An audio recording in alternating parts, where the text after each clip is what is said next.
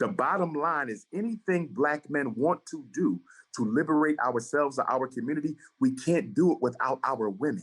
And anything our women want to do to liberate themselves or the community, they can't do it without the men. It is not a competition. It should be a collaboration. But once again, some of us in the conversation are so filled with hatred for the opposite gender that we can never get around to talking about solutions. And in speaking of clips, Sister Tammy, there is one clip you might want to ask Sister Cynthia about, because it was sent to me by about 30 people several months ago, maybe even weeks, where she suggested that women, Black women, should abort their Black male fetuses because after birth, they would not contribute to anything worthwhile in the Black community. Could you ask her to clarify her comments?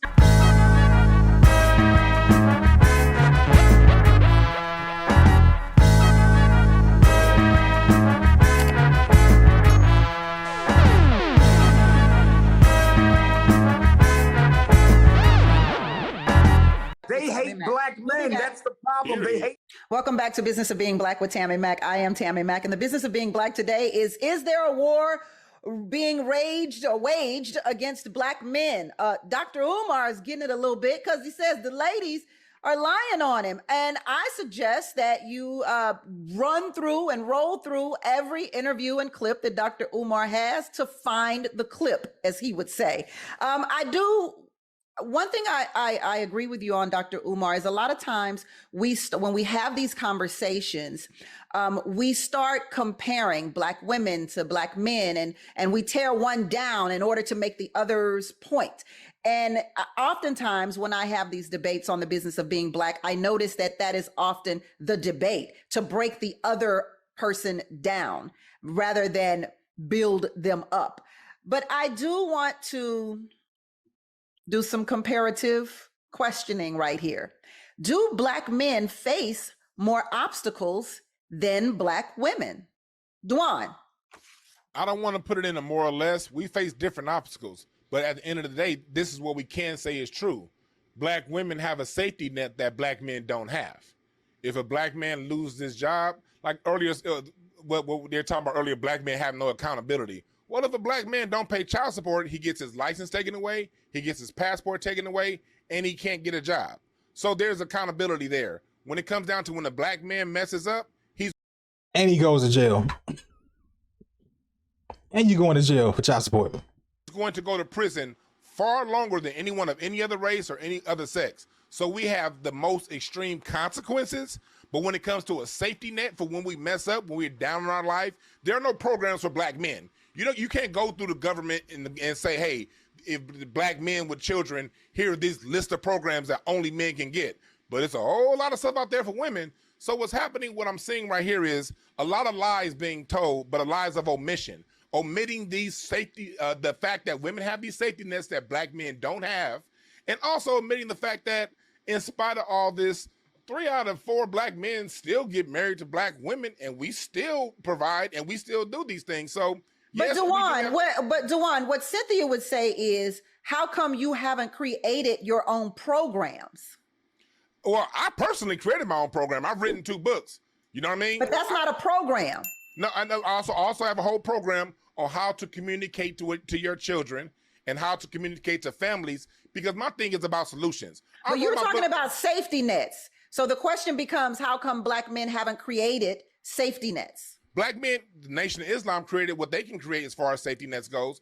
Black independent organizations create safety nets for each other all the time. I'm talking about governmental safety nets. We can't go to the United States and say, hey, we need something only for Black men, because it doesn't exist. There's a whole welfare program coming out in Atlanta that's only for Black women. Same thing in California. There's a whole universal basic income that only Black women can qualify for. Black men can't get. But do you believe that that's because she wants us to create something that the government created for Black women? You want Black men to pull together and create universal welfare for each other? Y'all didn't do it for y'all? What are you talking about? You want us to create some shit that the government gave to you? Because Black women came together and said, we need a program? No, the reason why that happens is because the white supremacist plays on this schism within black society, and they give one side greater gifts than the other, and that can lead to infighting. And then people who don't analyze what's really going on, they're going to just see the result and not see the cause and say, what's wrong with black people? That's the government's tricks going on like it's always done. Let's elevate one group over the other and watch these two rascals fight each other. That's what's going on. Okay. I'm not sure that anything governmental is a gift though, but hope. You know, the more this the mediator talks, the more I really see what's going on. I really see what's going on. It's a lot of black male bashing going on. That's pretty much what's going on. Black male bashing. This conversation don't seem productive, conducive of nothing. This conversation seems like very backhanded. Like everybody is challenging the black man. But we can't challenge anything about the black woman. Look at the black men's faces right now. Look at the black women's faces right now. Come on, bro. I think that when we talk about it, a lot of those programs, especially the ones from back in the day, since we are going to do the history thing, were not just made for black women, but black women accessed them because black women were the ones that were in the household that had to take care of whatever was left when the government did steal our black men away, or when black men did fall into the hands of white supremacy. So you can admit that they did steal the black man away, but then, it's our fault and we got to dig ourselves out of it. What have y'all done? What have y'all done though? But you just said y'all benefited from welfare after we were stolen away.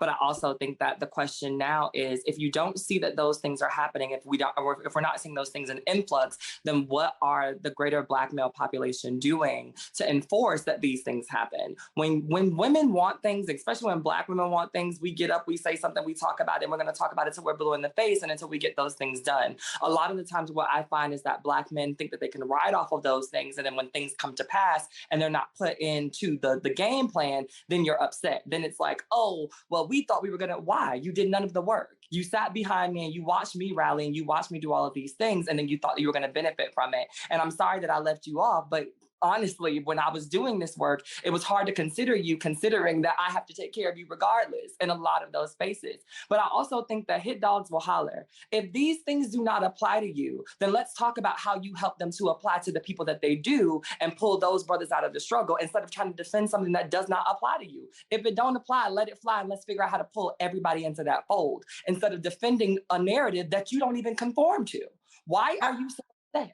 When I always hear, like, when you were talking about the government subsidies that black women have, it always makes me think about the movie Claudine with Diane Carroll and James Earl Jones, and him being the trash man and having to hide him in the closet when the people came. So I do believe that it definitely was a setup for a letdown in the black community. Dr. Umar? Yes, indeed. One of the problems with the conversation, not with you, Tammy, but the responses, they're so individualized.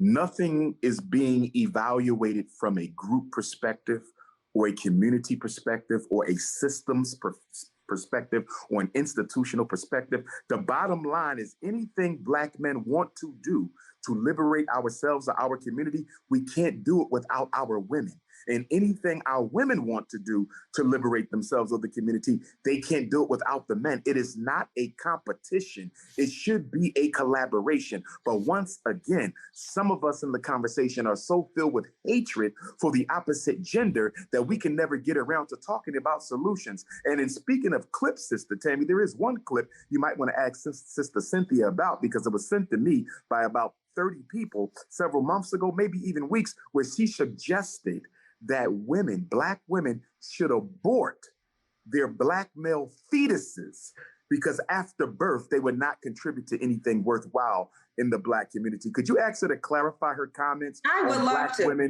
I would love to too. I can tell you right now, bro, I ain't got to see no clips of no Cynthia G. I ain't got to see no clips of the other woman. I'm not picking up what they putting down. I'm not picking up what they putting down, bro. I'm not feeling their program. Everything they saying sounds very, very anti-man, very, very anti-black man, very, very anti-black man, because I ain't heard them condemn the white man yet. All I hear is the black man this, the black man that, the black. It's like, hey, bruh. The question is there a war against black men? They'll say, oh yeah, the system did do this and did that. But, you know what I'm saying? Us black women, we gotta, like, what you even talking about at this point, bro? Well, that was the conclusion, man. You know what I'm saying? I actually started the video. I didn't start it at the very beginning. So there's like a first, like maybe 10 to 15 minutes that I didn't include, where they were talking about, you know, the system, and they were talking about the history and what the government did and the incentives, and, you know, how black people have tried to live and thrive together with each other and create these families. But it's like the system just kept beating us down over and over and over again. You know what I'm saying? And it's like, to be so angry at the black man, and the black man ain't did nothing and all this and that, and talking about the civil rights movement. It's like the civil rights movement was beneficial in some parts. In some parts it wasn't. Like, integration hasn't necessarily been for our betterment, you know what I'm saying? But I would say the whole, you can't come in this restaurant, you can't go over to this school, you can't do this, and you can't, like, having hard laws where you cannot come in here, you can't come to this side of town, you can't do this. Like, getting rid of that was beneficial. But there's been a lot done to just beat the black man down. If you want to destroy a community, you destroy the men in that community, because the men provide and protect. If you destroy the men, then the women have nobody to provide for them. They got to try to provide for themselves.